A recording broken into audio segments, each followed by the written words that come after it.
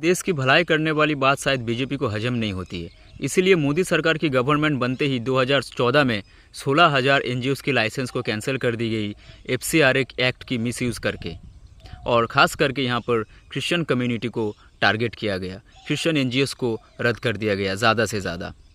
Guys, आज के इस वीडियो में जानेंगे कैसे क्रिश्चियनिटी ने इंडिया को हेल्प किया है और कैसे बीजेपी ने इस कम्युनिटी को तोड़ मरोड़ के ख़त्म करनी चाहिए। गाइज, ज़रा सोच के देखो, कब आपने लास्ट टाइम देखा था क्रिश्चियन कम्युनिटी में कुछ धरना किया था या कुछ प्रोटेस्ट किया था या गवर्नमेंट के खिलाफ गया था? लास्ट टाइम कब विवाद में क्रिश्चियनिटी का नाम आया था? कोई भी विवाद में नहीं है guys. They are the follower of Christ. ये लोग यीशु मसीह में मानते हैं। ये लोग प्रेम, अहिंसा और सत्य में मानते हैं।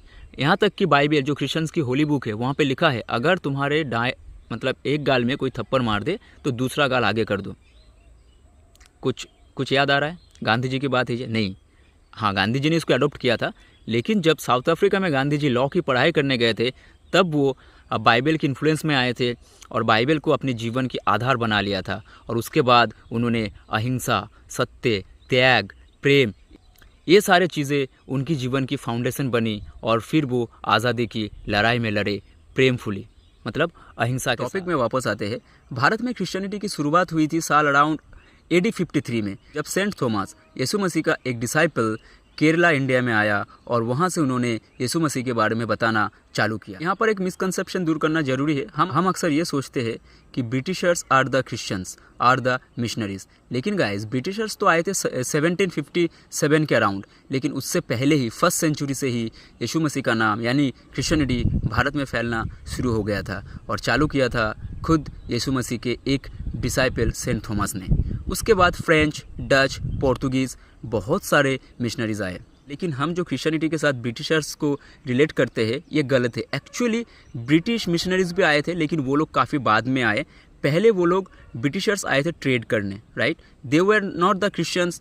वो लोग मतलब ऐसा नहीं थे कि इंडिया में क्रिश्चियनिटी को फैलाना चाहा।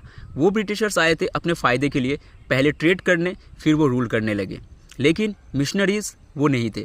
मिशनरीज़ कभी भारत में नहीं आए थे रूल करने के लिए, लेकिन आए थे भारत के लोगों को सत्य और राह दिखाने के लिए यीशु मसीह के द्वारा। और इन मिशनरीज़ ने पूरे भारत में स्कूल कॉलेजेस बनाए ताकि इंडियंस को अच्छी एजुकेशन मिल सके।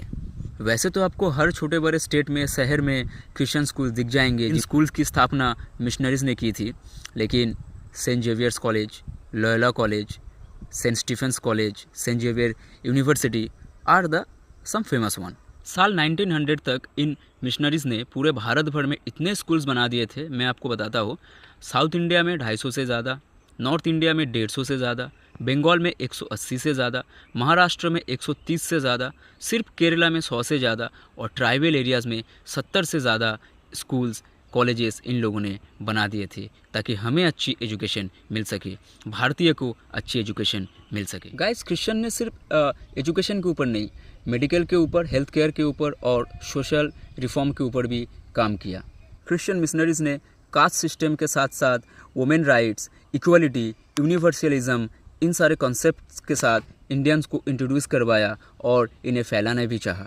ठीक है, सती प्रथा आपको पता है, जो अगर कोई हस्बैंड मर जाता था तो उनके जो स्त्री होते थे, पत्नी होते थे, उनकी चिता में उन्हें भी जला दिया जाता था। इनके खिलाफ भी राजा राममोहन राय के साथ मिलके इन मिशनरीज़ ने आवाज़ उठाई और इसको बंद किया। यहाँ तक कि भारत का जो सबसे पहला प्रिंटिंग प्रेस था, उसको भी एक मिशनरी ने स्टार्ट किया था, सेंट जेवियर्स ने, गोवा में अराउंड 1500।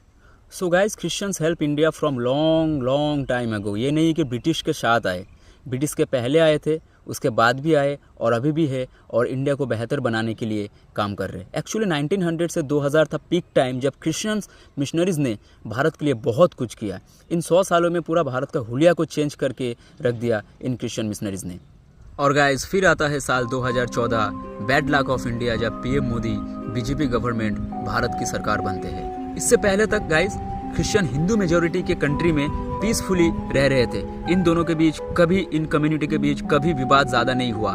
एक्चुअली गाइस, इसकी शुरुआत हो चुकी थी 1998 में, जब बीजेपी पार्टी भारत को रूल कर रहे थे, जब इलेक्शन जीत गए थे, उसके बाद ये सब चालू हुआ। 1998 में हमें हिंदू और क्रिश्चियंस के बीच राइट्स देखने के लिए मिले। उनके ऊपर मतलब अनकहित तरीके से टॉर्चर किया गया।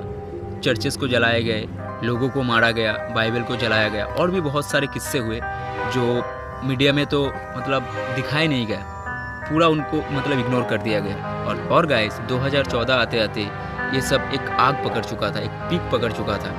आरएसएस, बजरंग दल, विश्व हिंदू परिषद, ये तीनों ने मिलके, इन 3 पार्टीज ने मिलके मेजॉरिटी क्रिश्चियंस के ऊपर टॉर्चर की। गाइस मोस्ट केसेस में संघ परिवार का नाम सामने आता है। संघ परिवार है आरएसएस का एक सब ग्रुप जो 1925 से चल रहे हैं। और गाइस ह्यूमन राइट्स ऑर्गेनाइजेशंस ने विश्व हिंदू परिषद और बजरंग दल को ज़्यादा करके एक्यूज किया इन सब मामलों में। और गाइस ये बीजेपी, आरएसएस, हिंदू परिषद, बजरंग दल, ये सब कुछ एक ही अम्ब्रेला के अंडर आते हैं। और इन लोगों का नेशनलिज्म का मतलब है, इन लोगों के लिए देशभक्ति का मतलब है, जो भी हिंदू नहीं है उनको भारत से हटाओ, तभी हम देश सेवा कर रहे हैं। देश सेवा का मतलब ये नहीं है कि हम देश के लिए कुछ अच्छा करते हैं, देश के लिए सोचते हैं, देश को डेवलप करते नहीं। वो सब देश के अच्छाई के लिए नहीं है। देश के अच्छाई के लिए वही है, यहाँ पर ना मुस्लिम रहेंगे, ना क्रिश्चियंस रहेंगे, ना कोई और धर्म के लोग रहेंगे, सिर्फ हिंदू रहेंगे। क्या ये देशभक्ति है गाइस? क्या ये देश सेवा का मतलब है? आपका क्या राय है? कमेंट करके बताइए। और नेक्स्ट वीडियो में मैं लाऊंगा हिंदूज़ कहाँ से आए, द ओरिजिन ऑफ हिंदूज़। तो सब्सक्राइब कीजिए मेरे साथ। जय हिंद गाइस।